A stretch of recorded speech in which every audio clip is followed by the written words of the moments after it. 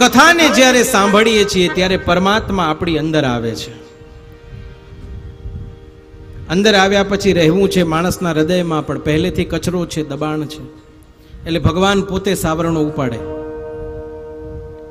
આપણે પણ ક્યાંક જઈએ તો સાફ સફાઈ ન હોય તો પેલા કરીએ પછી રહીએ.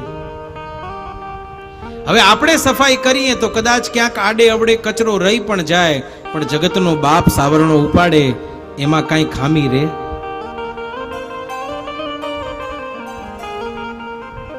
એટલે એ સાવરણો હાથમાં ઉપાડે પછી કામ, ક્રોધ, લોભ, મદ, મોહ, મત્સર, અહંકાર આ બધાને નીકળવું પડે અને ત્યાં ભગવાન વાસ કરે.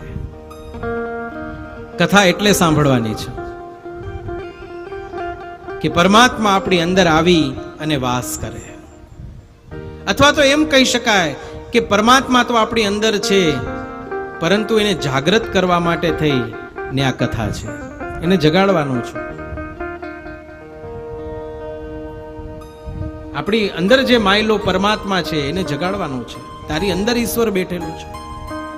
ભગવાને ગીતામાં કહ્યું, મમૈવાંશો જીવ લોકે જીવ ભૂત સનાતન મનસસ્થાની ઇન્દ્રિયાણી પ્રકૃતિ સ્થાની કરશતી. આ જીવ મારો અંશ છે. આપણે બધા એના સંતાનો છીએ, એનો અંશ છીએ. એનું આપણે ગૌરવ હોવું જોઈએ. આપણે દીનહીન લાચાર થઈને જીવતા હોઈએ એવું જીવન પરમાત્માને ગમતું નથી.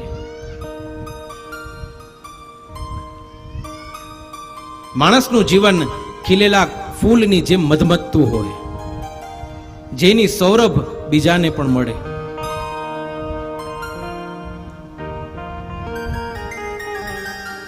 પરમ પૂજ્ય પાંડુરંગ દાદા એમ કહેતા, સ્વાધ્યાય પ્રવૃત્તિના પ્રણેતા, કે યુવાન કેવો હોવો જોઈએ? યુવાન તેજસ્વી હોવો જોઈએ, યુવાન તપસ્વી હોવો જોઈએ, યુવાન તત્પર હોવો જોઈએ.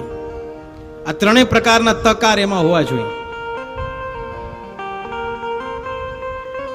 પણ અત્યારનો યુવાન આપણે જોવા જઈએ તો તેજસ્વી, તપસ્વી ને તત્પર બહુ ઓછો મળે.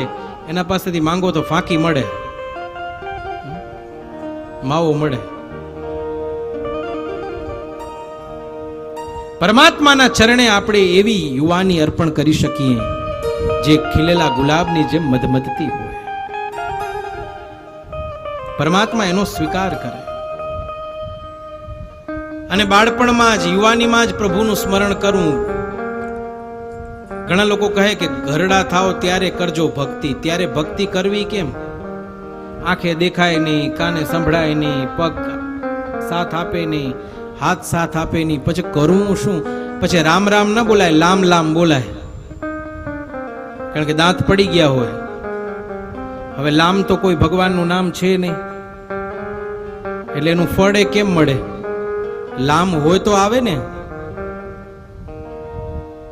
રામ રામ બોલી તો રામ આવે, લામ લામ બોલી તો કોણ આવે? પરમાત્માનું સ્મરણ નાના નાના બાળકોને આપણે ભક્તિના માર્ગે વાળી. પણ ઘણી વખત એવું જોવા મળતું હોય છે કે વડીલો જેને પાછા વાળતા હોય, અત્યારે ભક્તિ કરવાની શું જરૂર છે? ઘરડા થાવ ત્યારે કરજો. અત્યારે મજા કરો, લે, અત્યારે લેર કરો.